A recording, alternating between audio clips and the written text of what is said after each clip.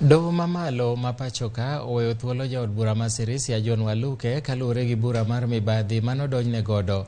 Waluke owe thuolo gi rambud mar siling'10,000,000. Okang' ma kamano biro bang' kane ooro kwayo ne doho maduong'no ni kum mane ochiwne ne ger mokalo.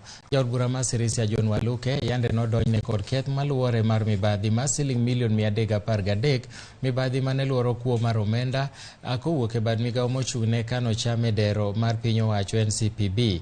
Waluke nodonjne gi mibadhi ma kamano en kanyakla gi Grace Wakungu nyawadgi mane gitimo godo ohala e kambi mong'ere kaka Erad Supplies and General Contractors Limited.